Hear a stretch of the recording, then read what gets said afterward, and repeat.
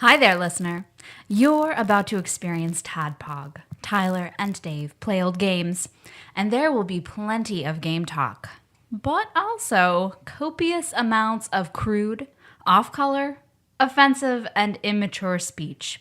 So if you are of a rather sensitive humor constitution, we're just letting you know what you're in for with this show. It has games. It has jokes. You know, just games and jokes. Take the games, take the jokes, and have a good time.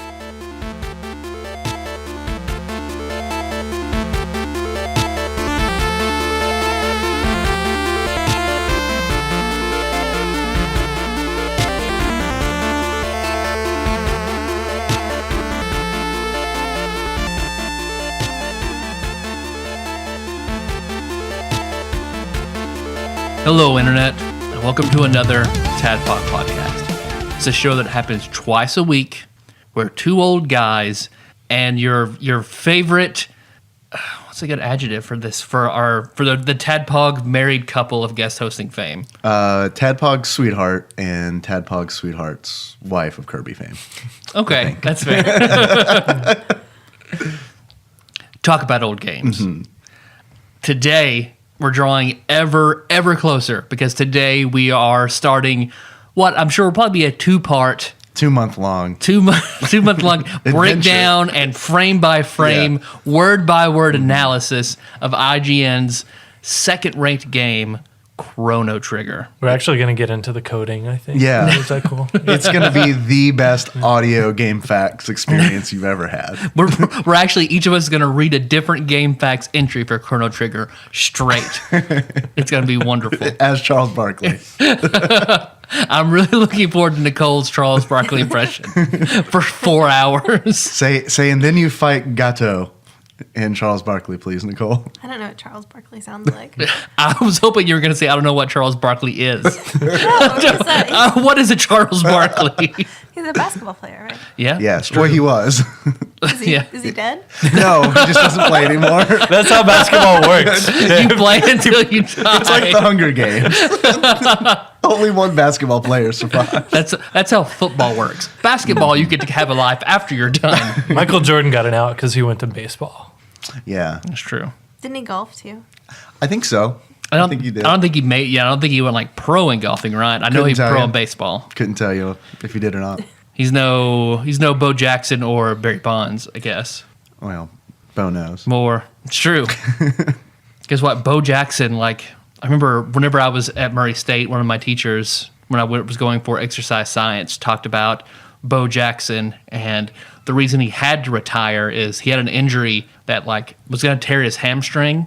And normally, like, you tear a hamstring, you're fine. You know, you'll have to take some time to recover. I don't know. And you'll be okay. You'll be okay.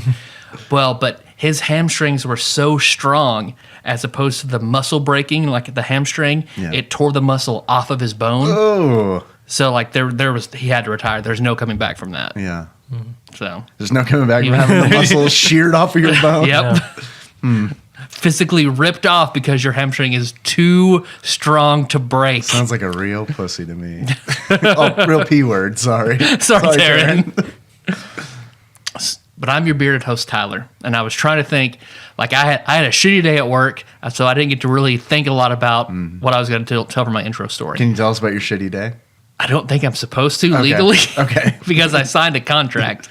Contract. And I would be talking shit about my workplace, and I know that's part of it. Well, hypothetically, if you were to work somewhere and you were to have an alleged bad day. Yeah. But instead, I'm going to talk about... dodging that. Didn't even think about it. Well, I'll talk about a different workplace. Okay. Right. I'll go to one I didn't sign a contract at. Although I'm still not going to say the name of the place. I'll just talk about an insane person I worked with. What does it rhyme with?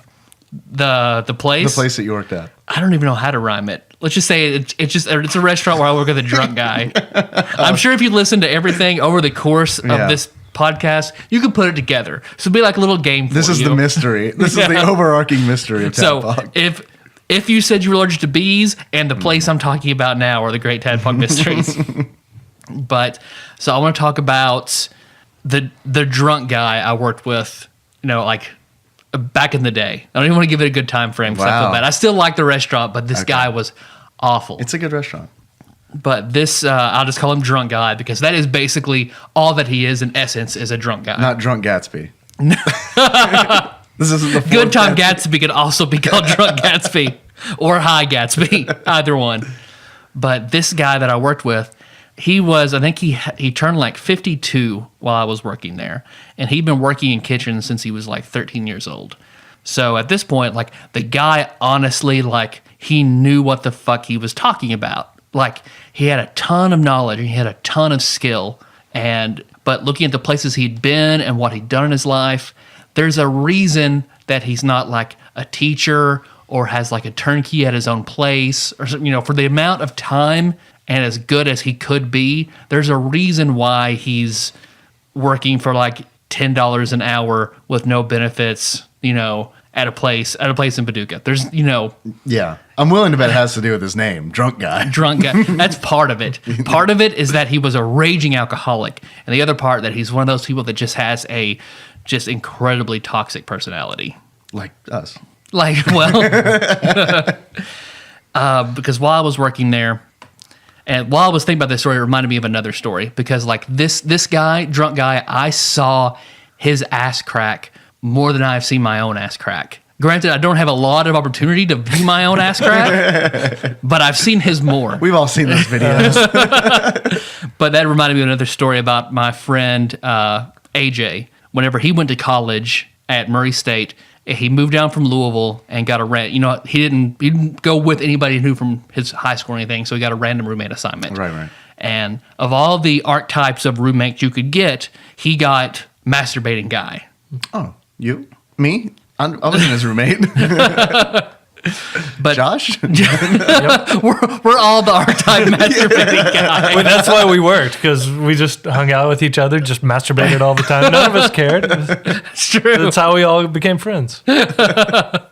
We replied to a circle jerk we saw posted on the bulletin board, Murray State. You come next to a guy enough times, you're pretty close. minimum 45 times. We got there pretty quickly. Glad you're on the show, Nicole. But I remember he got so frustrated one time. I remember like he was in the hallway ahead of me. AJ or the masturbator? AJ. Okay. AJ. Masturbator, I mean, I'd met him plenty of times. He was kind of a weird dude. Yeah. I remember the few times like I'd met him, I remember it was like, I don't know, it was like he was a weird Sims character because he had a pink mohawk and I only saw him in like a white t-shirt, boxers, and socks. That's the only thing he was ever wearing every time I'd ever met him. And every time he would talk to you, it would sound like, and it'd just be a balloon with a dick with a hand over it. And you would just like cross your arms and shake your head. What are your short and long-term goals? The college expansion. Yeah. The Sims masturbate. It was a good expansion. But I remember he was ahead of me one time and just like unlocked the door and went into the dorm and immediately just turned back around and slammed the door. And just he was so exasperated, he was just like, God, that motherfucker, I've seen his fucking dick more times than I've seen my own. Because that's what every single time he'd come into his dorm, he always saw this dude's dick and he was always jerking off. Maybe this dude had a thing for I don't it. know. Yeah, I feel like maybe I he was think- planning it. I think he had to have been. He was also the kind of guy, he had like a digital Mary-Kate and Ashley Olsen poster with a countdown timer to when they turned 18 on his side of the dorm. I wish I could put everyone Nicole's listening could face hear- on yeah, I that. could see that. If you could hear that frown. That's gross. I know they don't even have boobs. That's gross. Yeah. Yeah. They still don't have boobs. No. It's still gross. I'm not into it. Nope. Give me Sophie D. It's fine. It's fine. But I remember one time I was in the back doing prep, and two of the guys that were on the line were there with drunk guy, and they were working in the front, and then I just heard them both like something from You Can't Do That on Television. They both just like gag and laugh and then run back, and then they tell me that drunk guy always like. As many times, like, when I was in charge of the kitchen, like, I would try to get this guy to wear a belt and take a shower and things like that. Like, but I just couldn't get him to do it. It was very frustrating. And He kept wearing the belt around his neck, wrapping around a pipe in the rafters. And because what really clinched it for them was one time he was cooking and he dropped something. And they were both behind him on the line. And he turns around and he goes to bend over and pick it up. And they see what looks like a rooster tail of shit has gone up the small of his back. Yeah. That's an official term. Rooster tail. And they tell me, and I went and told the owner, and he pulled him back and had a discussion with him and sent him home, made him shower.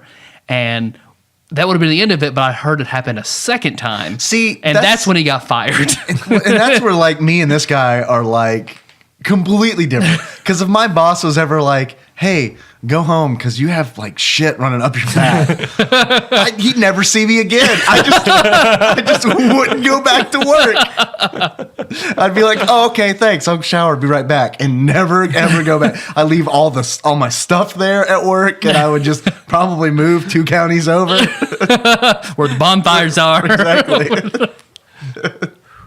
Oh man, it was. I guess he kept coming back because where else is going to get free booze? So. Oh, you got free booze there? That that explains a lot. Well, I don't know how much of the booze he was supposed to get for free, but I know we closed in the middle of the day for a few hours, and once everybody would leave, I could check the security footage and see him wandering over to the bar and just pouring all sorts of drinks.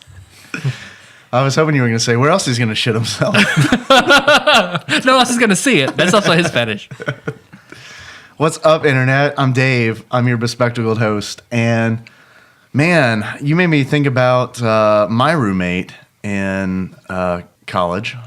I also didn't go to college with a high school friend, so I wound up with a rodeo guy.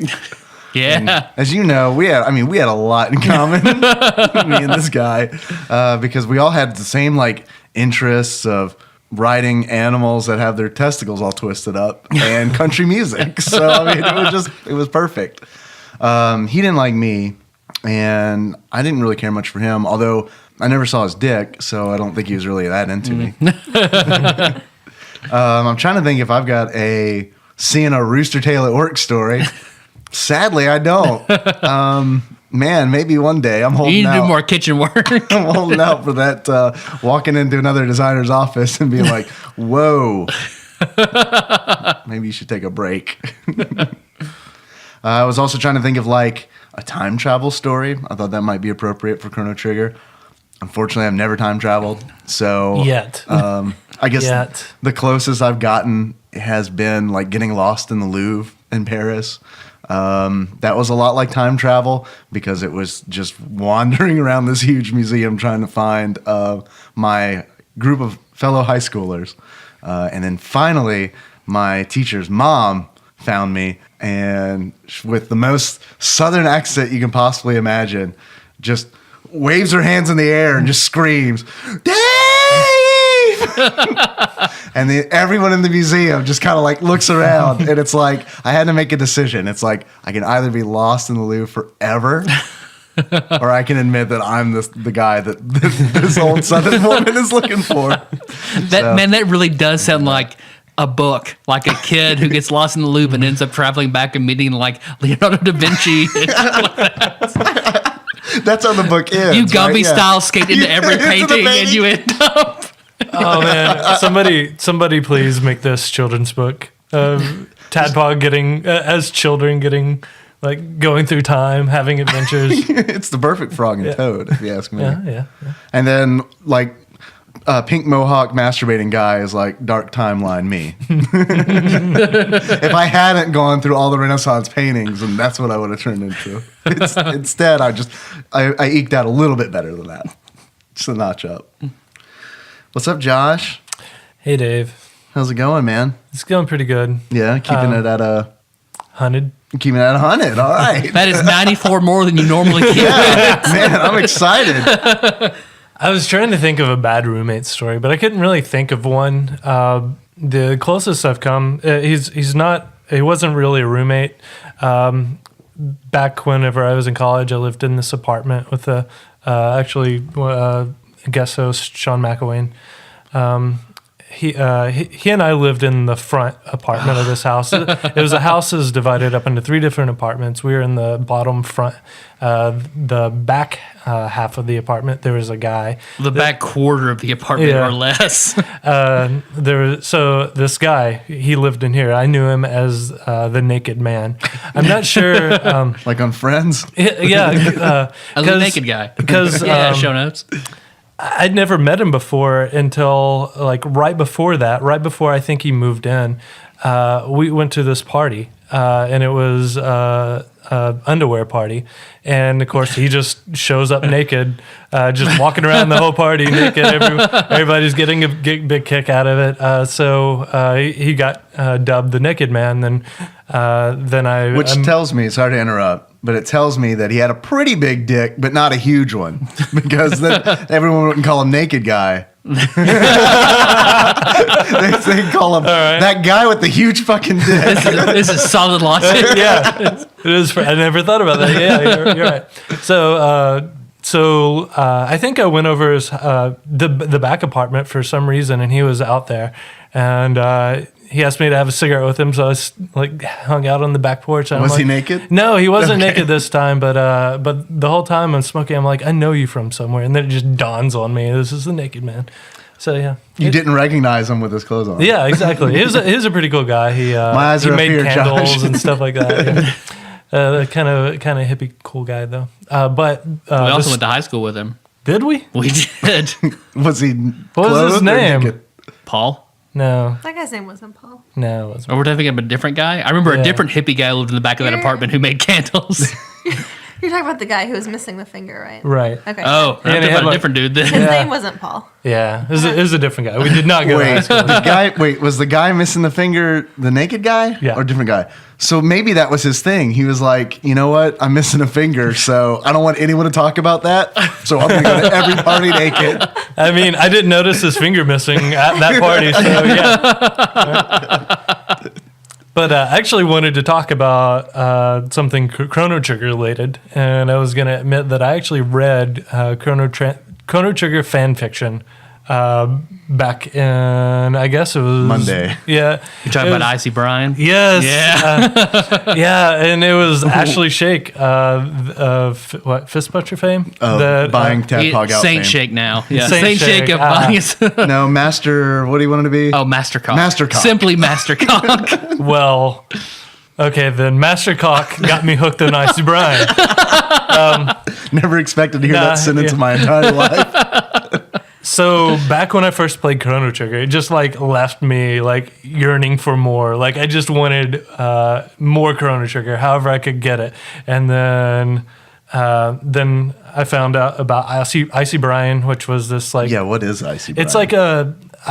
it's like a sort of a game. It was one of the very It was- first gamers websites Yeah. that we found. It was an there. actual dude, and that was his handle, Yeah. but he had his own website devoted to Chrono Trigger and Chrono Trigger fan fiction where he would write stuff and people would also Yeah, he submit had their like own. facts and game guides and cheat codes and stuff like that. But he also had a section that people would send in fanfic. Okay. And He was the official Chrono Trigger fanfic. supplier, clearinghouse. yeah, yeah, and like In thinking about it, 1996, he was the man. Does anyone know where he is now? the website may still be up. Yeah. I don't know. We'll see. we gotta It'll check. be in the show notes if we Icy can. Brian, if you're listening, man, we need to hear Shake from you. used to talk to him like he's like he actually emailed me back. He's a pretty cool dude. Master. Mastercock. Mastercock emailed him. So I was trying to think of all the stuff the fanfic had in it, but I know it had to do with the Kingdom of Zeal, which is a pretty big part of the game.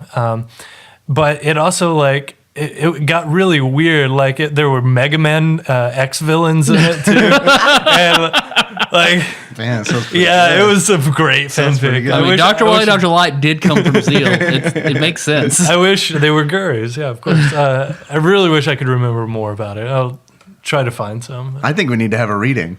Yeah, I think we should find Oh, some definitely. for Other Ship Monday. Tadpog theater. Yeah. Yeah. Do some Tadpog theater. What's up, Nicole? Hi. How you doing? Good. Yeah? Yeah. You guys talking about college roommates made me think of it. Didn't happen to me, but it happened to you. I'm turning you up. No. Yeah, I got to turn you up. Either I have to turn you up on the board or you have to sit closer to the mic. You pick. No, I'm pretty loud. No, you're not. No, you're not. I can't edit by wavelength form whenever you host because it looks like silence, but when I listen to it, it's you talking.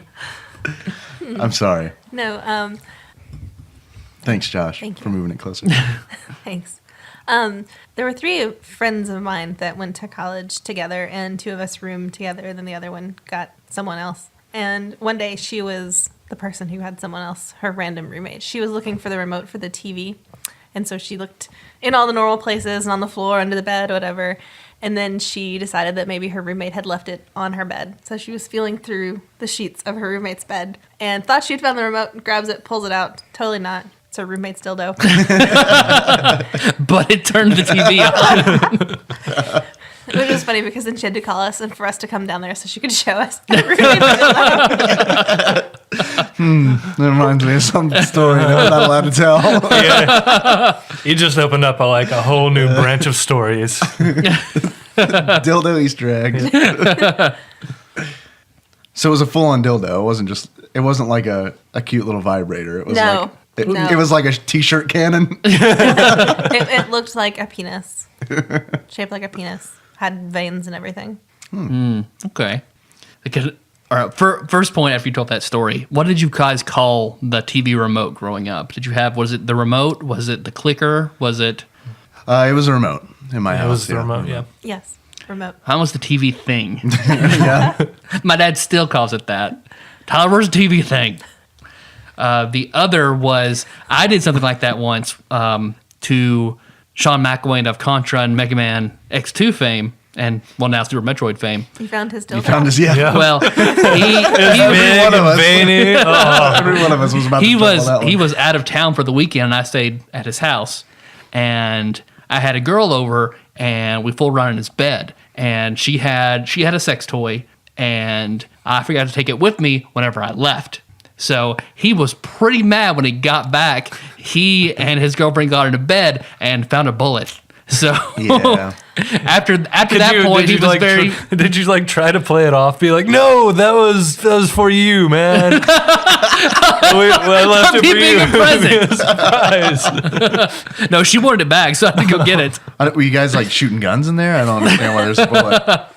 After that, he was all like, I don't know, I don't want people sleeping in my bed. When before he was like, yeah, come over, you can sleep in my bed. It was very, I have several questions about that story. What girl brings her sex toy over to some random person's house to have sex with someone else? Then, why didn't she take it with her? Well, we Why forgot were it. you supposed to take it? We forgot it. We The just got sex up. was that good. We just got up and then got something to eat and just forgot about it. No, I just feel like if you have the conscious thought to take it with you, then you wouldn't forget. Pack it up. Especially because you're at some stranger's house. To forget it's in your own bed's one thing. Was it I don't know. Was it on the entire time? McElwain, what's that? What's going on? I don't know why, but I guess it's just my personality, my neurotic personality. But every time I go through airport security, I'm always like, man, I sure hope they don't find a dildo in my luggage. There's no dildo in my luggage ever. I think a normal person, if they were worrying about something, it would be like, man, I hope a terrorist didn't sneak a bomb into my luggage. No, I'm just like, man, I hope someone didn't sneak a dildo in my luggage. It sounds like a fun game. Every time you're about to leave, just find a way to plant a dildo in your luggage. By the end of it, I've got a large collection of dildos that have traveled around the world. That's a They've different got, suitcase that you usually check outside That's the dildo and have them bag. brought on. They've got- Locke checked in knives and to get on the plane and lost. Dave checks in his dildos. They've got was the it? passport stamps from all the different countries. Was it Patrice O'Neill that Had his big case of glass dildos Yeah. he would go take from brothel to brothel in Central America. yeah, I think that was in Jim Norton's book, wasn't it? Yeah. You hear that, Tyler? I do hear that. The bullet train. Nice. Yeah, the bullet train. I hear that. It's coming in quick. It ushers in a little segment that I like to call Dave Reads some Wikipedia. All right, guys. Chrono Trigger, or as it's known in Japan, Chrono Trigger It's pretty good. is a role-playing video game developed and published by Square, now Square Enix, for the Super Nintendo Entertainment System in 1995. Chrono Trigger's development team included 3 designers that Square dubbed the Dream Team. And then they don't... Oh, no, they do list them. Sorry. But man... Johnny Cochran, F. Lee Bailey, and is there anybody I can name from O.J. Simpson's Dream Team trial? For everybody who knows more about video games than I do, which is probably about, I guess probably 80% of our listeners, please correct me in my pronunciation. Hironobu Sakaguchi, who was the creator of the Final Fantasy series, Yuji Horii, a freelance designer and creator of the Dragon Quest series, and Akira Toriyama, who is a freelance artist famed for his work in Dragon Quest and Dragon Ball.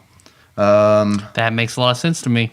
I remember I had really a hard time with this as a kid because I never really liked Dragon Ball's art style. But I really liked Chrono Trigger. So it was tough to like look at the game manual because that's really where like the manga style really shows through, and less so in the game in sprite form.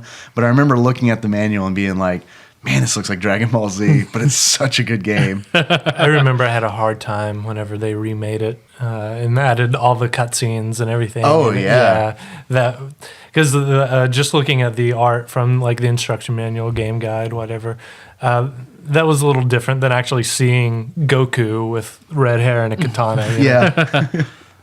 Yeah. Which you know what? I really didn't. I don't think I gave Dragon Ball a fair shake because not a fair mastercock, an actual a fair shake. Because I saw some of it when we were over at McElwain's house. I saw some of it for like the first time in like decades, and actually like I would sit down and watch some of that because it was like I'm not sure if it was intentionally funny or unintentionally funny, but it was funny. Well, Dragon Ball was like made as satire, wasn't it? Yeah, I've always heard that. I don't know if that's 100% true. It's always like one of those things where it's like, I heard this on the internet, so I'm just going to accept it as fact. But to be fair, what we were watching You're talking about Dragon was Ball or Dragon Ball Z? Because we watched 2 different parts. Yeah, I know there was like one Dragon Ball Z episode that we watched. And I didn't like that nearly as much as the Dragon Ball episode. Dragon Ball, yeah. Because the Dragon Ball episodes was, I mean, those were funny with like Gangster Crocodile, and like, which I assume is just like not a regular character, just an extra. And like, if you're doing that shit, then I'm on board because that's just like absurd enough for me. But that was what we were watching, wasn't that like the an abridged version? Like Dragon Ball Z, we were watching Dragon Ball Z Kai, which they take out all the filler. Dragon Ball Z Heil? There is a part in a Dragon Ball movie where they fight Hitler, though, to be fair. There's a movie where some boss or some enemy basically starts bringing back people from the past, and you suddenly see Hitler and all his tanks just start invading Japan. So adult Gohan just has to kill Hitler. What? They were allies. Why would They were You're Axis, right, Josh. Yeah, I don't know. They didn't keep up afterwards. So I guess Hitler was angry about it. I passed the torch. No. So anyway, the music was Uematsu, who we all know from the Final Fantasy series. So this had a pretty good team on it that I know at least part of the team went on to do like Final Fantasy 11 and like weird like tangents in Square's history. So I think that's pretty cool. It talks about all the re-release ports that they did because everyone I'm sure remembers, Nicole, I'm sure you remember the PlayStation re-release. That was awful because it had all the load times in it that because it was disc-based that the cartridge didn't have. So it was completely unplayable. But I bared through it anyway just to watch those cutscenes that Josh was talking about. That's pretty much it. It's a critical success. It talks about that a little bit, which is good.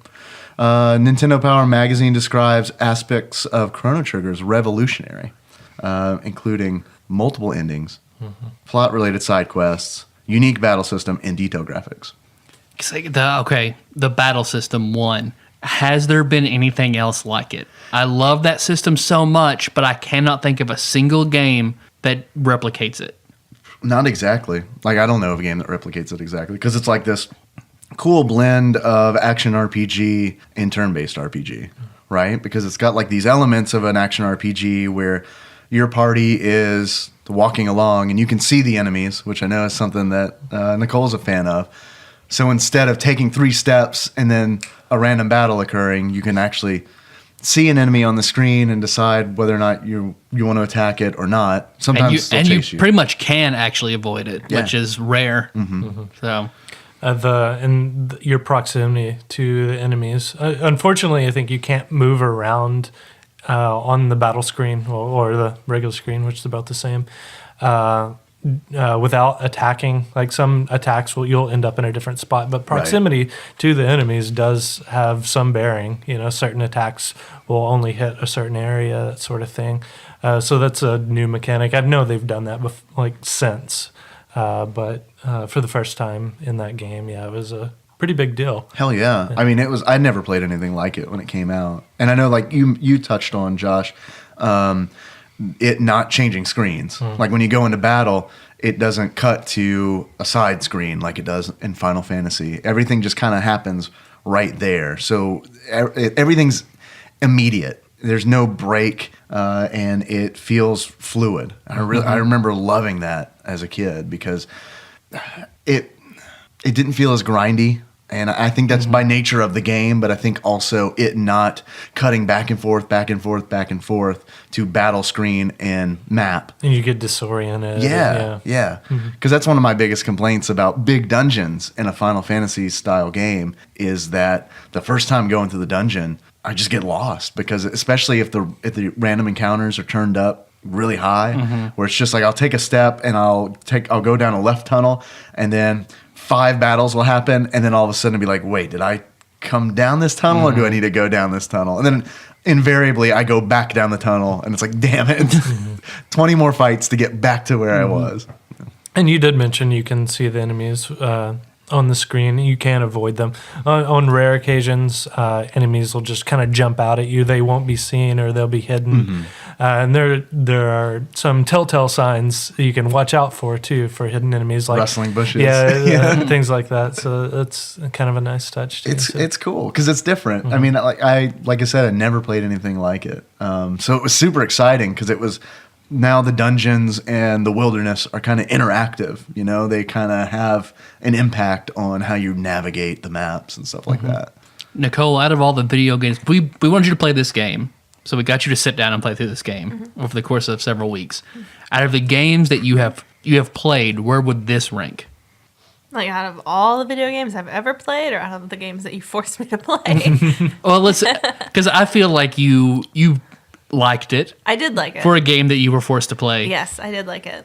So let's say overall, in all the games you played, where would this game that is outside of your sphere of the games you would normally play, where would it actually fit in? Top 10. Nice. That's good. That's really good. Consider what your favorite game of all time is probably Banjo-Kazooie? Sims. The Sims. Sims. Okay. All right. The Sims. Console game then. Let's narrow it down. Did you get the college expansion pack with Masturbating Guy? Masturbating Guy. Yeah. Of course, you have to have that one. Duh. I really enjoyed it. I think that I knew that I really enjoyed it whenever you guys said, okay, now you can end the game here if you want to. And I was like, no, that's okay. Let's keep going. Yeah. So, Yeah, because you went through and got the good ending, the good and final ending. yeah, I enjoyed it. It was good. Yeah, that's another thing about this game that's pretty huge. I feel like it's a game about time traveling. Fairly early on in the game, you find out who the final boss is, and you can pretty much, from then on, you can pretty much go for it. Go and fight it. Yeah, whenever you at want. any point in time. Of course, it's probably going to kick your ass, but And you can also choose the time period in which you want to try and go fight it. right, yeah, and that's how you unlock several of the endings. Is at what point in the game do you go and fight the final boss? Do you leave all this other stuff unfinished? If you do, it's going to have a totally different ending than if you play through the entire game and then go beat it at the end. So. And I love that as a kid. Like that was a huge draw, was all the endings, because there's so many endings of this game. And that just like I had never played a game where I felt like the decisions that I made in that game had a huge impact on how the game ended until Chrono Trigger. And then Chrono Trigger has spoiled me on pretty much every other RPG I have played since. Like, I think I love Chrono Trigger, but I attribute it to ruining RPGs for me because I've never played a game like it, where it's just like I wanted to get every ending and I wanted to see everything, and I wanted to feel like I was making a difference in this world of make believe, and like that game did it. Because the endings are drastically different. Oh, it's not God, like yeah. the Super Metroid ending. You get like a Samus in a bikini. yeah, or that little space shuttle. If you went back and say Right. the aliens, yeah, you if you beat the game before you go back into the prehistoric times. You come back and everybody's dinosaurs. Right. There's I think at least 2 funny endings. One where Are you spoiling stuff and you didn't say spoilers? Spoilers. spoilers. Everyone's Like- dinosaurs. That Spoilers. should be, Like, that should be a given by this point. how I mean, far in are we? And we're talking about the end? I think I think it's important to talk about the we're endings. talking about some of the endings. I think the fact that it has so many different endings, to its credit, makes it, you guys probably disagree with me on this point, but makes it have a level of replayability that I don't feel like RPGs normally have, because I feel like once you play through it and you get the story and then you're done. Oh yeah. No, I totally agree. Yeah, with you. normally I think that's the case. And that's like, and that was another thing that was so alluring about this game, because I enjoyed playing it so much. Like, the mechanics are really, really good, and I like the characters, and I liked all the animations. It looked great and sounded great. And then when I found out there's multiple endings, I was excited because it's like, I can play this game again. And then there was New Game Plus, which Yeah, was that new to was- me at the time, where you start the story over, but everyone's at the level they were when you ended the game. I mean, all these things, it was just like, it does not get better than this. Yeah. So clearly, I think that Chrono Trigger should be number 1 on the list. I know we're not talking about that yet, but like, to me, it is insanity that this game is not number 1 on the list.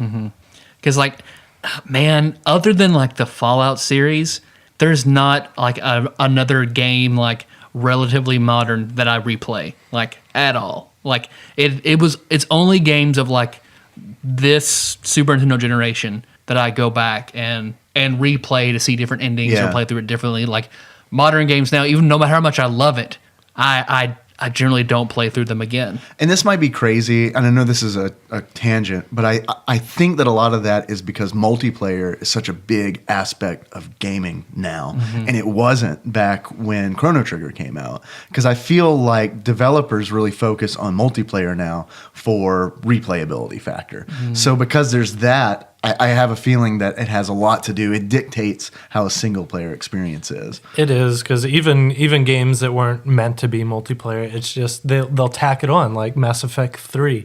It was never meant to be a multiplayer game, but they, for some reason, just felt like they had to make that a part of the game.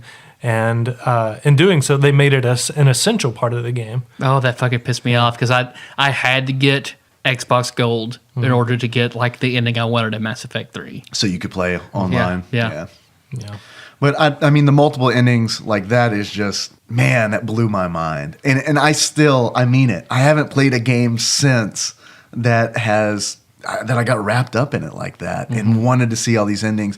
And because of Chrono Trigger, now, like we've talked about the illusion of choice before when we talked about The Walking Dead, like that stuff really bums me out now because it's like this game that came out 20 years ago had like all these, I mean, granted, there's not a whole lot of decisions that you make, but the decisions that you do make have drastic changes on the story. Yeah. They're not only just multiple endings, but I mean, spoilers now for real. Can we do, is it too early to do spoilers? Nope.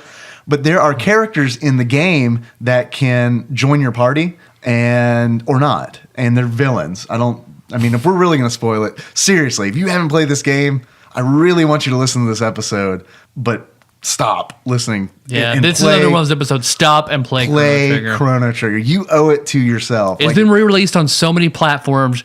You can get a hold of a copy and play it. absolutely. You can download it on your phone. It'll take like 3 minutes to download. Just start playing it. Absolutely. And then come back and listen to this episode and just gush with me.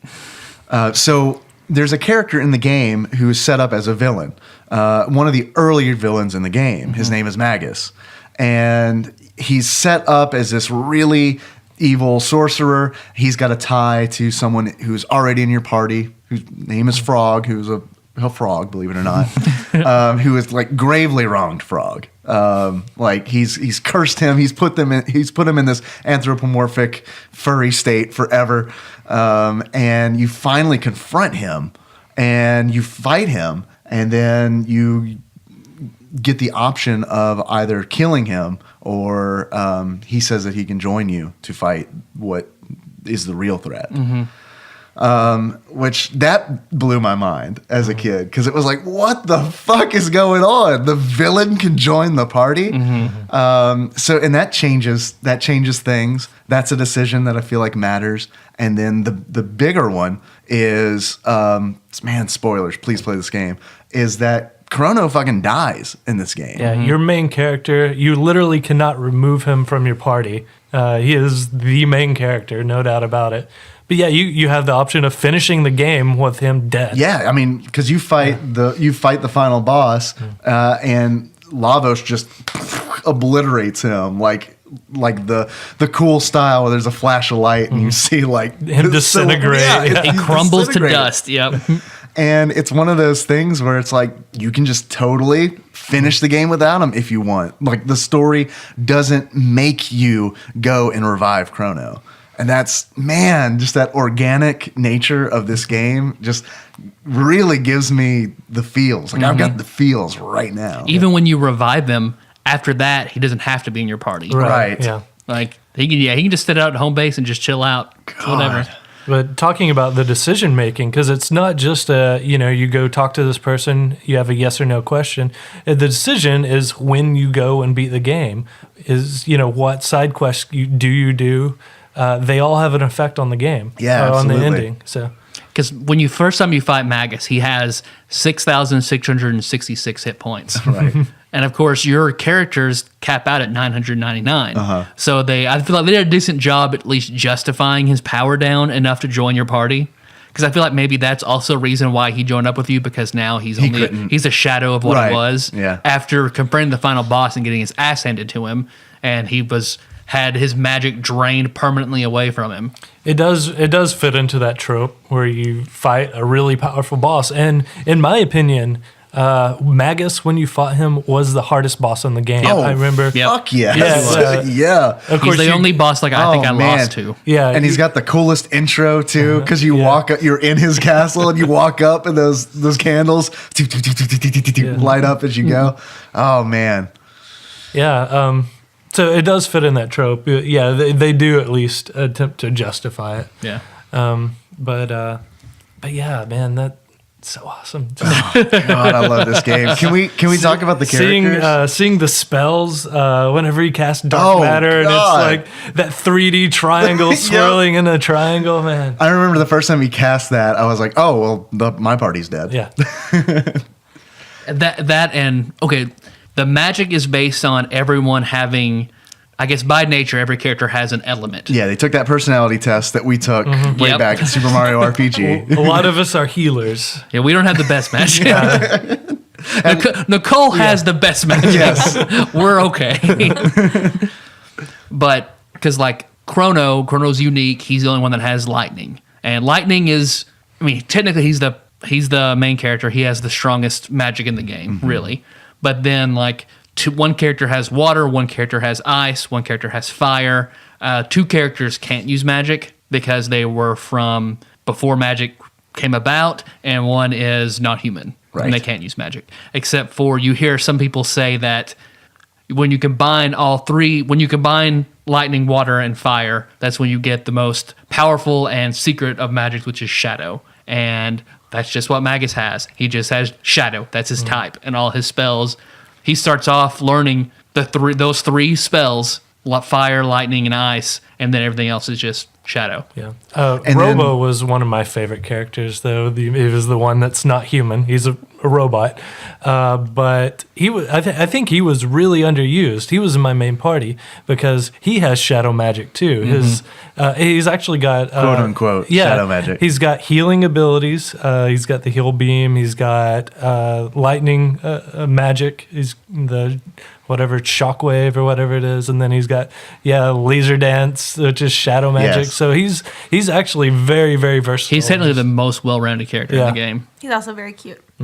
He is pretty cute. He looks like a gold trash can with bug eyes.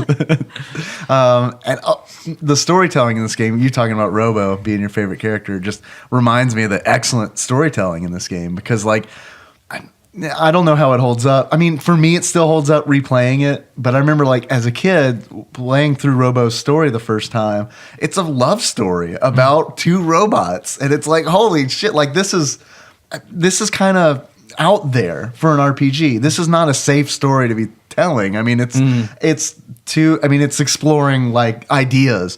Like, can robots have feelings and stuff like that. It's just like...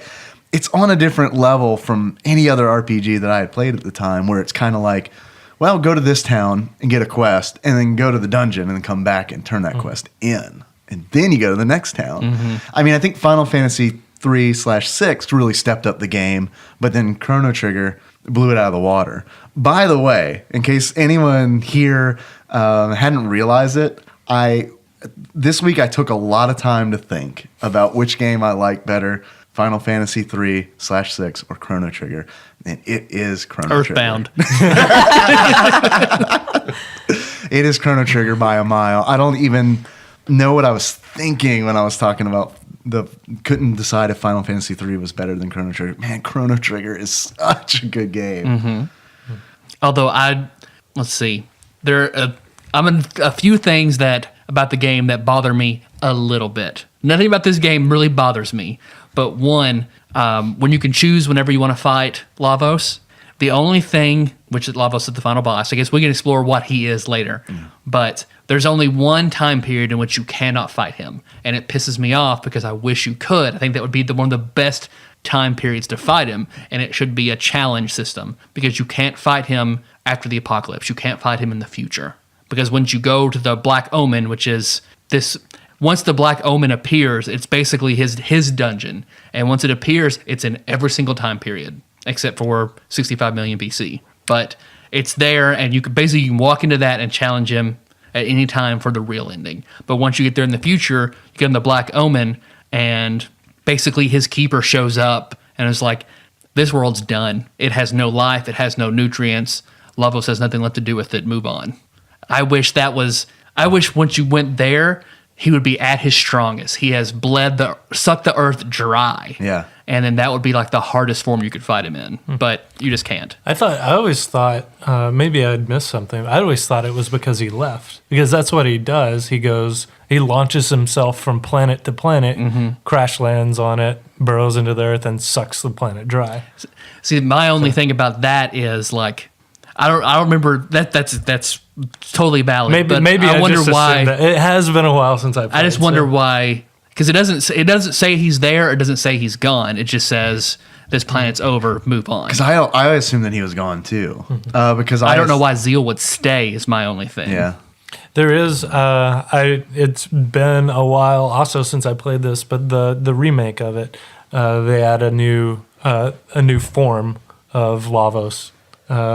Is this the mobile remake? Or no, I was thinking the GBA or DS, version, because he merges with Scala, and it becomes like the Dream Eater or something like that.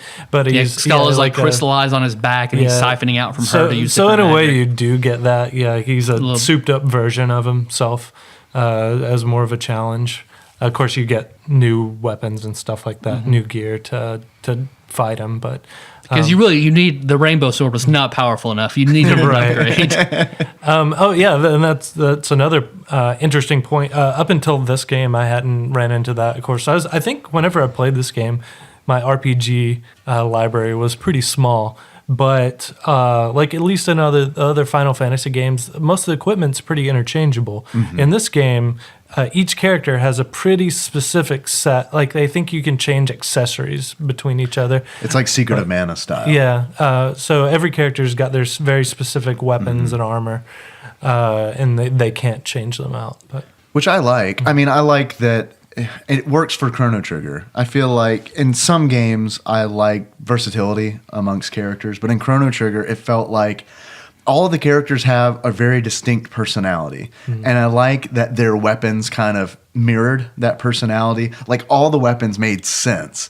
Like Ayla's weapons made sense because she just punched shit. So she didn't need weapons most of the time. Robo also punched shit, but he got like arm upgrades. Right. Is there anything else in the game that bugs you, Tyler? Or Well, Frog, a.k.a. Glenn. Right. A.k.a. Fred the Frog. We'll get into that later. Don't worry. That he is a knight. He is like an Arthurian knight. Yes. That is his shtick. He has honor, nobility. I mean, that's his thing.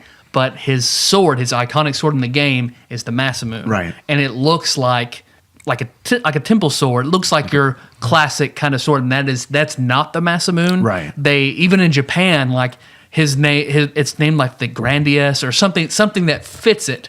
Why they changed it to Masamune here kind of bugs me because it's not. yeah. So I mean that's super nitpicky on my part, but I was used to Final Fantasy and things like that where the Masamune is something, it's an iconic weapon in all RPGs. And it's a katana. It's not a broadsword. It did kind of bother me too, but the Masamune in this game is also a character, not just a character. It is two characters. Two characters, Masa and Moon, which are kind of unexplained. I know they have some tie-in with the Kingdom of Zeal,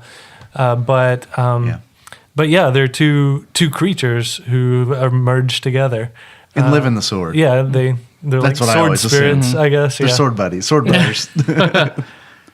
So I don't know. Maybe I gave it a pass because of that, because it was Massa and it was Moon, and together they were Masamune. So And they're a boss. You have to fight them to get the sword. a pretty interesting boss too. I think, in fact, all the boss fights are pretty interesting in this game too, because it's not just super powerful enemy that you just attack until it dies, like Massa Moon, for instance. You fight them as two individual creatures. They're both pretty hard. Once you kill one of them, they merge together to become Fusion dance. Yeah, they do the fusion dance, become Masamune. I love the boss fights. I think that you're 100% correct. Like the one that I really liked was in the prehistoric times, where you go through Ayla's story, where you fight the tyrant and T-Rex. Yeah, the T-Rex. And man, all those fights, I love it because I was used to playing Final Fantasy games where typically, it's like you said, it was just one big boss that you fought. But this game introduced a lot of choice in how you fight bosses, and you kind of had to like find the proper way or the most efficient way to beat a boss a lot of times. Which maybe why Magus was so tough, because Magus was just one guy.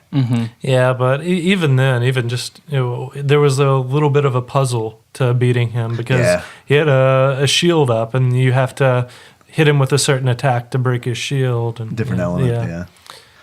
Nicole, who is your favorite character in this game?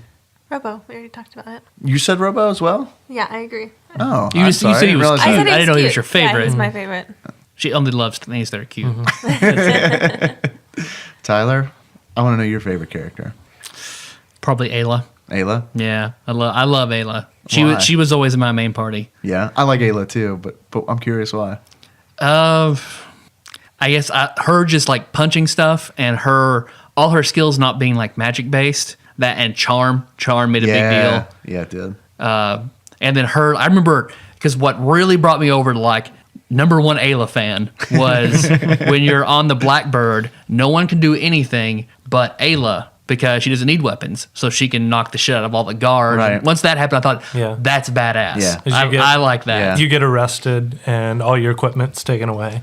So you have to, fight your way out pretty much. Yep. But unless you have Ayla in your party, you've got to sneak around until somebody can get their equipment back. So yeah, there's and that's just another point about it being such a good game, about how if you knew that was coming up, you could plan for that. You put Ayla in your party. But otherwise you don't have her in your party. You've got you go through this dungeon essentially an entirely different way. You have to stealth through. It's a totally different play.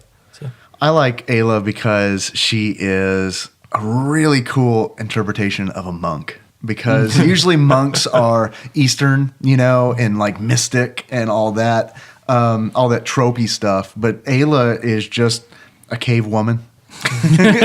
She's just a really strong cave woman, but like she's totally a monk. Totally a monk. And she breaks up the boys' club of heavy hitters and things like that. Absolutely. So she's the chief of her village because she's the strongest. And I flip back and forth between my favorite, and it's interesting because my two favorites, the one it's always a struggle between Frog and Magus because I love both of those characters, and like I love how their stories are intertwined. It's kind of difficult for me to like separate the two because like Frog and Magus, their relationship in this game is just another one of those like story things where it's like these two characters are they have every right to hate each other. Like Frog especially 100%, but it's like one of those things where it's you put your differences aside to do what's best for the world. Like stuff like that is I loved making them do that because whenever Chrono died, I'd always force they were always in my party. Me too. I had to force them to work together.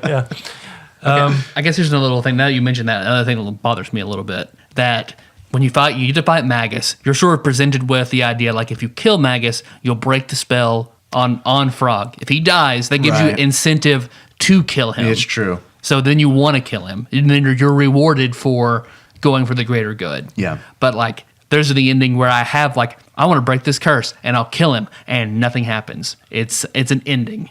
Yeah, it does happen. If you immediately like you killed him, and then his sprite changed. Yeah. Awesome.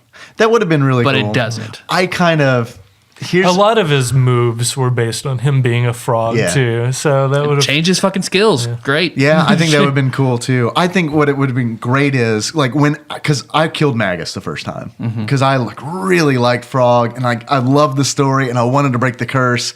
I killed Magus, nothing happened, and I was mad for a second, but then I was like, Magus would trick me like that.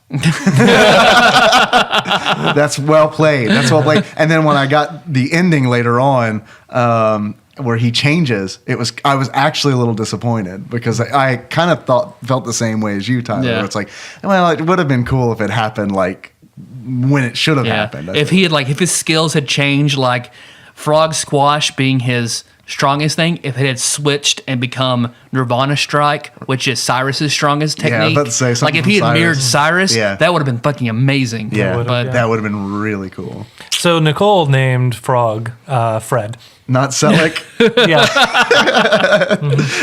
Can we have? I just want to throw that out there. Let TADPOG Nation know. So that's what you guys are talking about. Totally acceptable. Fred the Frog. Yeah, I mean, why not? I want to.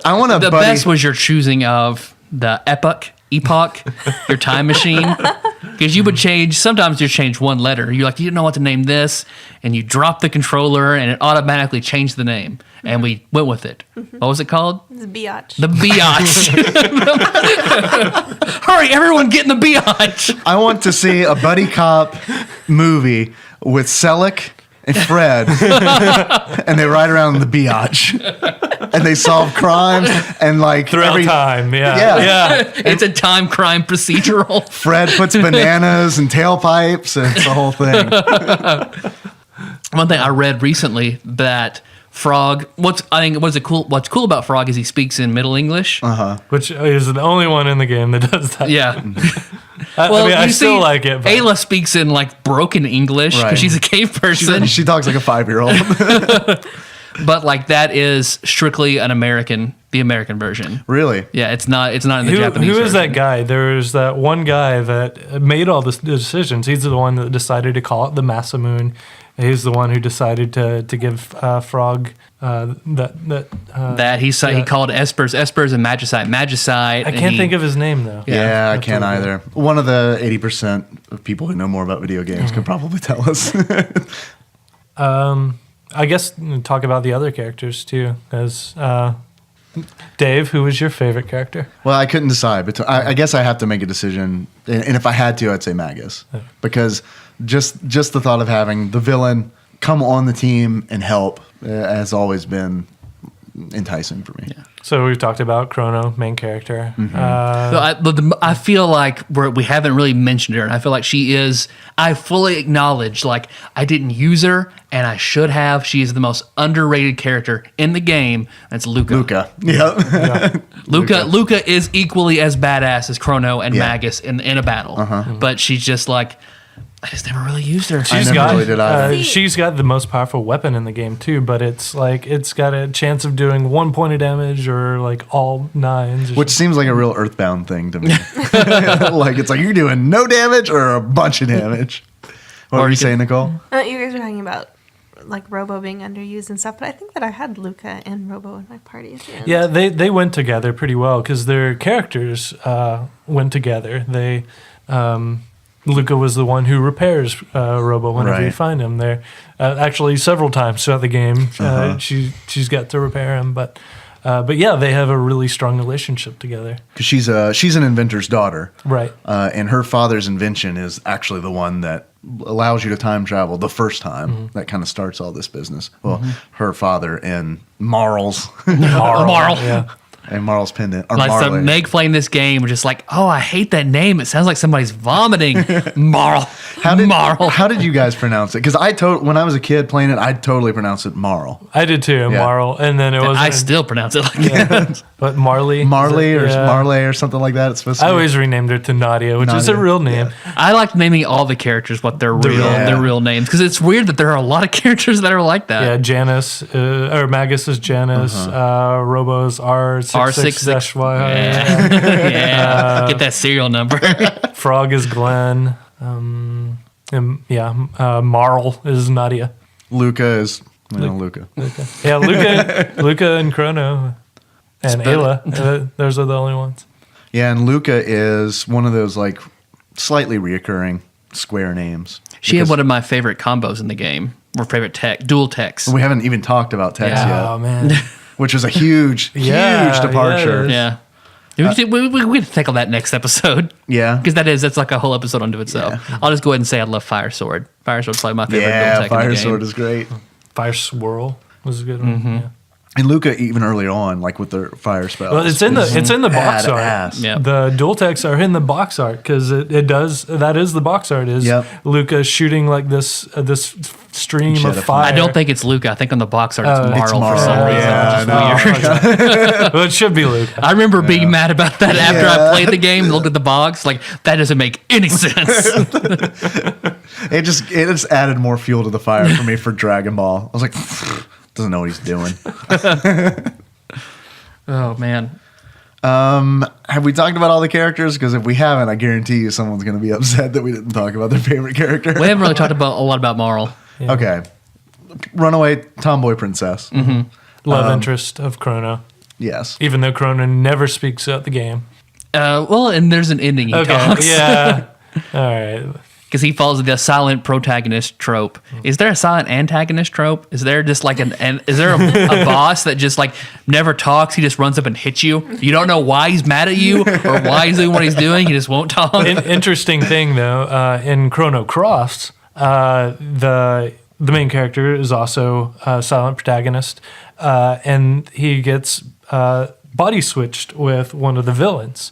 And then whenever the villain is in control of his body, he does talk. So that's pretty interesting to see your old character talking to you. I bought a wrapped PlayStation Greatest Hits of Chrono Cross. It's still on my shelf. I bought it for like $15. Yeah, embarrassingly, I've never played Chrono Cross. Neither have I. And it was because I heard from all my friends that I played Chrono Trigger with that we all love Chrono Trigger. They were like, not good. It's nothing compared to Chrono Trigger. Cross. Yeah, that's true. It's nothing compared to Chrono Trigger. But by itself, Chrono Cross is a good game. Yeah. Do not try to relate it to Chrono Trigger, or you will be disappointed. I've heard it has one of the best game soundtracks ever. But yeah, just give it a shot sometime. It is a good game. Just play it not on a deadline. Yeah. Okay, gotcha. Because yeah. I'm about to say that sounds like a really good Other Ship Monday, but I don't know when I can fucking play an RPG for an Other Ship Monday. Like never. I can never do that. There are a few tie-ins with Chrono Trigger, but it is by no means a sequel. Yeah. Yeah, because you can get Glenn in your party. But it's not You the get same a different Glenn. version of Magus in your party. Yeah, you do actually see. It's either in like at the end. At the very end, or one of the endings, or something, you actually do see like the ghostly forms of Chrono, Marl, and Luca. They like come down Like and the talk to Jedi you. ghosts? Yeah, pretty much. Yeah. Chrono Trigger is time travel, and Chrono Cross is alternate dimensions. Yeah.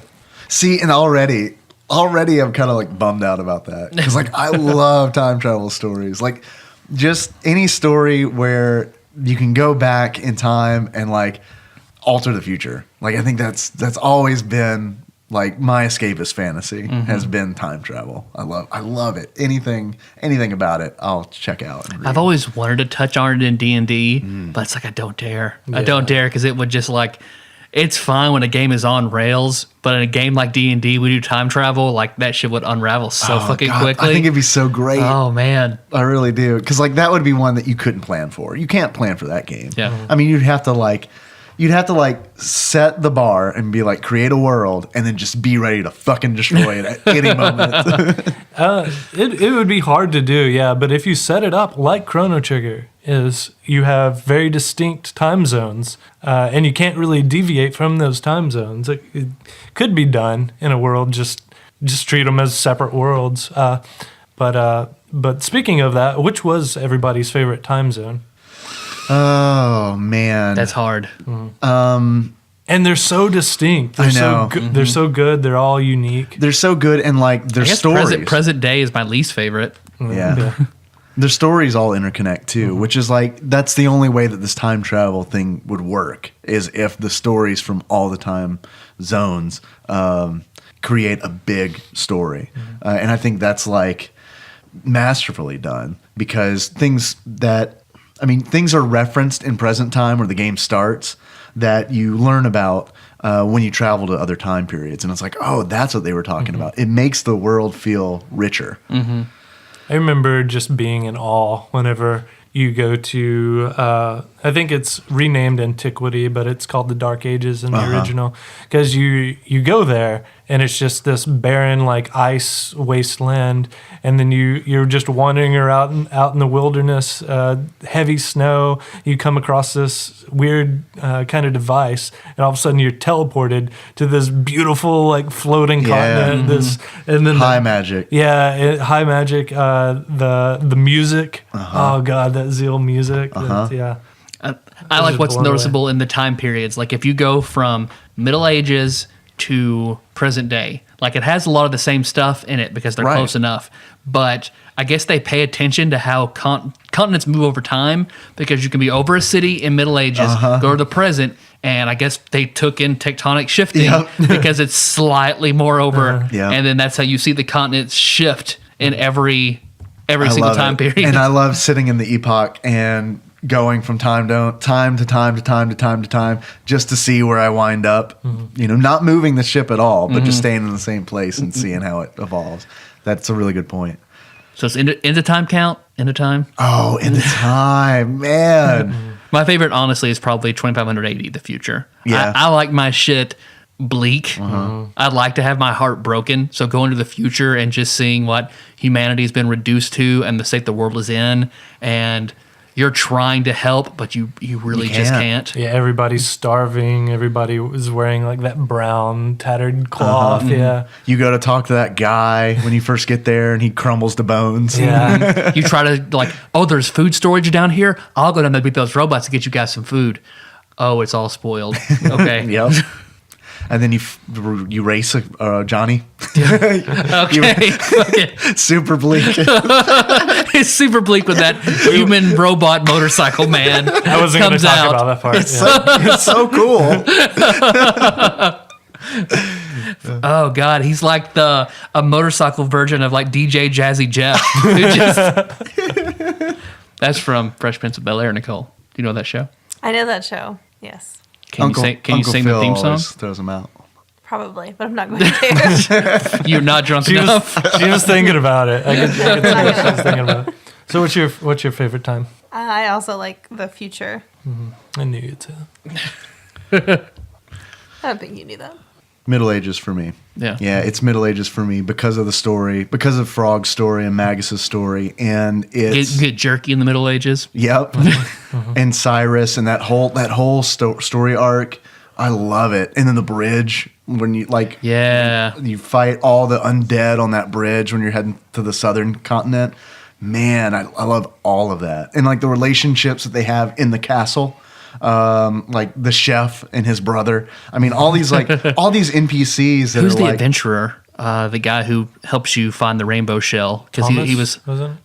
Tomas. Toma, Toma. yeah. Toma. Okay. You got to pour the soda yeah. on his grave. He loved orange soda. You have to pour orange soda on his grave. America. I'm sure that wasn't censored. I'm sure that was how it was in the original Japanese version. Yeah, Middle Ages because of all that stuff. And it's like, I love the NPC work in this game too, because it seemed like almost there were so many background characters that also had a story, which you see in Final Fantasy III, but like I feel like there's more of that in this game where it's like they did such a good job of not only telling a story and allowing you to make decisions that alter the story, but they did a really good job of world building for a JRPG.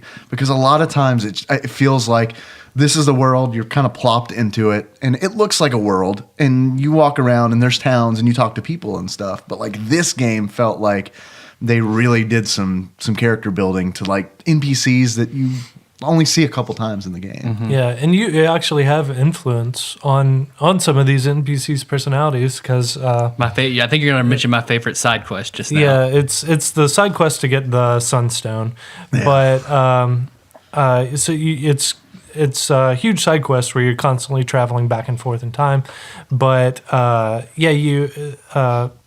this one family, I think he was the mayor of this one town. This town south of your starting town. He gets the Sunstone, and you need it. He won't return it. He just refuses to give it back. So what you have to do, you have to go back in time to the Middle Ages, because this is present day. You have to go back in time to the Middle Ages, and you have to, I think you had to feed his family or something. His like great grandmother. You have to give her some food for free. The I think it's jerky, actually. Yeah, which it costs you a lot of money to buy. Yeah. But you have to go and give it to her for free, and then she's like, "Oh, I'll teach my children and their children to be so generous later on." And then you go back into the present day, and you go back and talk to him, and he's so generous, he just gives it to you, and all of his family loves him, or they hated him before, Right. you know. I think like even his daughter's like her dialogue changes from "Who do I hate most in the world? My dad, of course," to Yeah. "Who is the person I love most? My dad, of course." And it's like, that's just, I don't know, that's like going the extra mile for me, where it's just like, you know what, we're gonna script these changes instead of his daughter not saying anything, or his daughter saying something that doesn't relate to how she feels about her dad, whose life you changed by going into the past. God, I remember trying to do. First time I played through this, I didn't use a guide. So whenever like I found and got the Sunstone and it's dead, you have to recharge it, but it takes like a millennium to recharge. So like I remember going and trying different time periods, because you can find basically a sun cave where there's just a beam of light that goes down in one little patch and you have to leave it there. I remember experimenting, whatever. Then I was like, fine, I'll just go back. I went back to 65 million BC. I put it in there, and I went back to the future, and it was gone. I was like, Yep. what the fuck? Yep. And then I'm like, where am I going to find this? Who in what time period went in there and fucking took the And then Sunstone? you start going back. And then I'm flying One by around and one. I see one house, just huge fucking sparkles coming up out of it. Oh, okay. Fuck, I love this game. Yeah, and you can. I mean, that's kind of a cute little way to introduce character changes too. But there's also dark situations like Luca. Her mom is paralyzed man. because her husband's the inventor. She a long time ago she got trapped in a machine and became paralyzed. You actually get, it's part of a side quest, but you actually get the chance to go back and save her, and you have to do it just right. So this is what pissed me off at the game, because this is not done well. It's a at bug, all. Yeah, it is true. isn't it? Isn't it a bug? Is it a bug? I Well- just thought it was incredibly. They fixed Yeah. it in the remake, the DS version. They fixed it. It's a lot easier because I kept fucking it up in the SNES version. But you have to like input. I think it's her name, which is Lara, Lara. Right. You have to input that, but then you have to hit the A button. Technically, you have to put confirm, in right? Alara, Yeah, A-L-A-R-A, technically to do Yeah. it. So and of course she's getting sucked into the machine as you're trying to type it in. So there's You have to figure out yeah. what the password is, because like Yeah, you have the to first read time I the went notes, through, I didn't know what it was. Like, what would the band's Yeah. password be? I'm trying to like, what can I input? Like, I tried Zaby, Zaby? which was the future password. Right. Well, no, because I think you have to remember what her name is too, because you find the note that's like the password's my lovely wife's name or something like that, and you've got to just recall. I think what her What her Yeah, and name she, is. I mean, she is. can't walk Yeah. because she doesn't have any legs in the future. So like, she only sits in the back of Luca's house, where you're never really gonna go. Right. Yeah. So you get a chance to save her, but most of the time you're not going Oh to. man. This is the first like 6 times you're playing through, you're not going to save her. And you've just got to, you hear that soul crushing scream when she finally scream. gets sucked in. And And Tara's scream when she turns into Esper form are just like, man, those are burned into my head. Oh man. Yeah. The when the nuns turn into Nagas in the middle. I love their dialogue before. Oh, man. Before Yeah. you actually, while they're still In disguise. disguised Yeah. as nuns. Yeah. But with the sound they make when they transform, the scream. Oh, I love that too. Sound is really good in this game. I could Yeah, talk the about sound, this the forever. music. That cathedral was a pretty awesome dungeon, because you go in, you talk to the nuns who say like things that are just a little off. You're like, something's up More here. than a little off. Okay. Like when the one says something about you being tasty or Yeah. something, right? I've talked to a lot of nuns. They all pretty much talk like that. You fight your way through the dungeon, and then you go into like this back room, and they've got this statue of Magus, and they're all like chanting and praying Yeah. around it. And then even getting to the dungeon, because when you're in the chapel and you have to figure out to go to the organ and play the music to open the secret door. Really cool stuff. Really cool stuff. This game's great, guys. Dun, dun, dun. Should maybe play it. Because have you guys seen the where there was an independent team who wanted to reboot it into 3D? Yes. And like that, it's an impressive looking video. Yes. And it was a long 10 years ago maybe when they did it. Probably. And like, man, Square Enix hit them with a cease and desist Yeah. fast. Square like shuts down. Like it's like every other year I hear, oh, someone's doing a fan remake, or they're doing an HD remake, or they're doing a 3D remake, and it's like always a year later I'm like, what happened to that project? And I'll look it up. Oh, okay, Square shut that down. I got it off the internet before the cease and desist, and they shut it down and took it away. Chrono Trigger Crimson Dreams, which was a full fan-made sequel, and I think it stars Magus. Huh. So I have that. We get other shit Monday. Yeah, I have such a hard time with like, this is where like my nerd like really kicks in, because I'm like, why play it if it's not canon? You know? Crimson Echoes or Crimson Dreams? Fanfic, I don't know. though, where you get to see Mega Man X and Chrono. What's Icy Brian? What was his name? Icy Icy Brian. Brian. Oh wow! You're saying icy like icy cold, right? Uh-huh. Not Yeah. like icy. I see dead I people. see, Brian. I see, like I see why. I remember Mastercock. Thought his name was so cool. It's like Icy. He's cool as ice. And like he would always read me that fan fiction. It was like very descriptive of like Magus's scythe and like his dark intentions and stuff like that. She was like, man, this is awesome. This guy wrote this. I hope that it was all like overtly sexual and you guys didn't realize it at the time. Probably. Like, Has a Magus, distinct his dark intentions. His scythe rose steadily and throbbed in his hand. Dave and I read a lot of this, Oh, of the same erotica. We often send each other literotica links all the time. We should do, what is it, the ASMR? Is that what it's called? We should do one as Magus talking about his scythe. We'll read one of Icy Brian's stories in ASMR. Oh, shit. Well, that's we're pretty close to our typical time. To probably call it. All right. And to we'll be have continued. achievements and beards and glasses and more technical talk next time. And more drunk Nicole. When you get her good and drunk to talk about Chrono Trigger. Well, I kind of, We kind of overrode her because we were like, Yeah. this game, gush. God. Sorry, Nicole. That's okay. But it still counts Yeah. for an episode hosted. Sam, So please count it. thanks for listening, everybody. You can find the show on iTunes or Stitcher, maybe SoundCloud. We're still ironing that out. Yeah, Mastercock asked me for a link. I think he thought we were fucking with him, like just trying to get his money. 'Cause he's like, "Can you send me a link to that site that you guys were talking about?" I was like, "Yeah, okay, I got it." And I never heard from him again. He's like, oh, it's real. Damn it. iTunes or Stitcher. So on the next episode, we'll be talking about Chrono Trigger Part 2. And Other Ship Monday, we don't know yet. Yeah, who knows? We'll figure it out. Yeah. But while you're there, while you're at iTunes, like surely subscribing and getting all these episodes, what really helps us out is if you leave us a 5-star written review. Helps us so much. It keeps the bees out of my mouth. Thanks. Well, it's a bee gun. It's always been a bee gun. We just never said it. I owe that to the Final Fantasy Facebook group. So, thanks for giving me that joke. So what helps us out is if you go there, leave us the 5-star written iTunes review, and we kind of incentivize it a little bit. So you can, there's a game you want us to play. If there's a guest host you want on a certain episode, leave that in your review. If you 5 stars, and it's even if that's all you say, Yeah. like just the name of a game, it's fine, it's cool, it counts. We're so close to 100. So close, So close. so close. Still, last I checked, we're still at 95. We're so close. We're so close. But whatever you put in there, game or guest host, we promise that we will get to it eventually. Don't worry, guys. Like Tyler said, we're going to be back. We're going to be talking about other shit on a Monday. Who knows what we're going to come up with? Because we sure as fuck don't. In the meantime, you can always find us on tadpog.com. That's where the show notes live.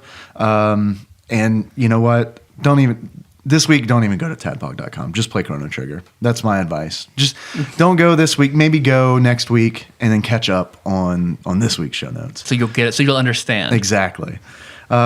You can also find us on Facebook. We're at facebook.com/tadpog. There are a lot of cool people there doing a lot of cool shit. Tyler will make an episode post there. And if you have anything to say about this particular episode, feel free to post it there. And who knows? We'll probably read it. I'll read it. Tyler will definitely I get read the it. alerts on my phone. I read everyone. And I might read it. But I tell you what, I will read. We're on Twitter. We are at tadpog_podcast. It's cumbersome, I realize. Twitter's kind of my realm. Thank you for everybody who is tweeting at us and retweeting anything that we say, particularly our announcements of new episodes. Those are a really big help. Also, we're still getting some really good, obscure video game cover art for us to talk about. I really want that to happen. We just need to figure out when we can make it happen, because I can guarantee you that's going to be funny and we don't even have to try because this art is so fucking weird. So Archivist Corn is sending that. Other people are starting to send it now. So I mean, that's really great. I think we got the Cody and the Cody duplicate sending some stuff now too. So that's awesome. Fishless J is now gone. Now it's Cody duplicate. Hey, we gotta look. Fishless J, I love you, man, but you have had like your moment in the sun. We gotta look. We love you both. We moved on. We're all about Cody now. Yeah. Let's just piss off Fish Lips J. Just name an episode Cody. Looking at Fish Lips J, grimacing at him. You can call us if you want. Leave us a voicemail or send us a text message at 270-883-2555. If you do decide to call, keep your call to under 3 minutes if possible. We love questions, particularly about video games, Ninja Turtles, Golden Girls, Home Improvement, Tim the Toolman Taylor, fast food recommendations, the best place to get a taco in Paducah. I had a McKinley burger the other day. What is a McKinley burger? That is where you go to McDonald's and you ask for a Big Mac, but instead of Big Mac patties, you get quarter-pound patties. Oh. And they just do that? Like They just do it. Yep. Did you order it as a McKinley? No, it's called. I think it's only on like the menu in Alaska, and it's called the McKinley. Everywhere else, you just have to ask for it, and they do it. How do they charge you? Do they just make up a number? $2 more. Yeah. Yep. I always feel weird asking for like special orders through a fast food restaurant but it's so amazing because for the first time I did that was I love to go to Wendy's. I love the spicy chicken sandwich at Wendy's. And they also have this sandwich called the Monterey chicken, which is essentially just some other sauce. And I got the nerve up after I ordered one for Nikki. I was like, I guess I'm going to do it. I'm always afraid they're going to like reject me or like put a dildo in my bag. Like one or the other. So like car stalls out, pull out a dildo. I've got a Wendy's story that I have never told a soul, and I probably never will. Like this one's definitely behind the paywall. That sounds like Chrono Trigger Part 2. No. This is like I got to get money to tell this story because like this one like shaped me as a human Everybody sucked a dick for a chicken sandwich with Frosty Dave. Everybody. It's a valid reason. In my family, you're not considered a man until you suck a dick for a Frosty and a chicken sandwich. Spicy chicken sandwich. Okay. So call us. Thanks for being on the show, guys. Yeah, thanks for having us. Thank you. I really am glad that we got the Nances, collectively TADPOG sweethearts, to join us on the show for Chrono Trigger. It's our highest rated couple. It's pretty, Yep. Oh, that's nice. What's your couple name? Jacole or Nosh? Nosh. Yeah, I like Nosh. Our favorite pseudo-Jewish couple, Nosh. Oh, shit. My dad calls it Nashua. Can we get your dad on the show? I really want to get like... He's retired now, so yeah, he's got all the Awesome. free time in the He can world. finish He's Mario. He's just sitting at home working on wood, watching Tremors. Yeah. No, man, it would be so funny if we could have dad cast. Oh, All of our dads God. were on. But man, that would be such a nightmare. I'm kind of worried how it would end, too. Because it's like, I feel like, Tyler, your dad and my dad are like cut from the same cloth. And I don't know, that's either going to end extremely well or extremely poorly. It'll end extremely racist. Is how it'll end. Oh, how you want to close it out? Well, no, okay. This is a tricky question. So I'm gonna start part one. Josh, our theme song. Who is it by? Crap, I don't know. But let me travel back in time real quick Go for and it. listen to an Go old for episode. it. Do it.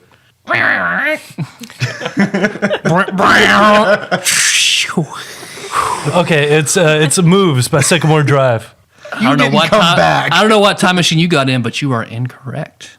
Yeah, because you didn't listen to the question. I said I was going to listen to an old Wait. episode. Go to the future.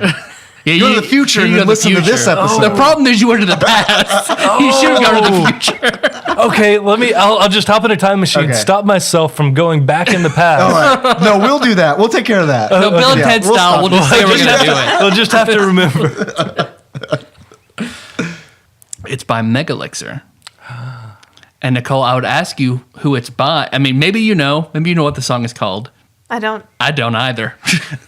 Me neither. We could check Dropbox, I guess. So it'll be Let's just record something your- Chrono Trigger by Megalixer. Just record yourself saying whatever, like it's Robo's theme by Megalipser. It's Magus's theme by Megalipser. Just, once you get it in, just edit it however you need to. Check them out, by the way. They're on Yes, Facebook. please. Everything they do is good. Yeah, it's amazing. And their process is pretty cool, too. So yeah, we'll have a full track to that in the show notes. Go and listen to it. How do you want to close it out? Cool. Can we do it time related somehow? Okay. I don't know how to do that. Maybe Old English? Oh, Old English? I don't know how you do that. Tropical Capricorn Old English. I guess we could do it like Cockney. Tropical Capricorn, See, mate. I feel like we've done that already. That well has run dry. What's another time? Do you have a goose? Tropical Capricorn, please. Okay, everyone pick your favorite historical time and do it in that voice. Oh, okay. So clearly yours is Cockney. Yep. Because that's my favorite historical a time period we've established. Street urchin in Europe is my favorite time period. Everyone good? I think so, yeah. Okay. So until next time. Oh, I was a dinosaur. I was a caveman. Nicole, what were you? Did you say anything? I said it just normal. she was. It's the here and now. Nicole lives in the now constantly. Yeah, well, my I can favorite respect time that. period is the 60s, so I mean, I guess I could say like You peace. could have said it high. You say what? Peace. Oh, okay. I thought you said please, and I was like, Please. well, were it's the very 60s. I polite. could say please. That's very 60s. It was people were more polite back then. Watch Fox News. Everything was better back then.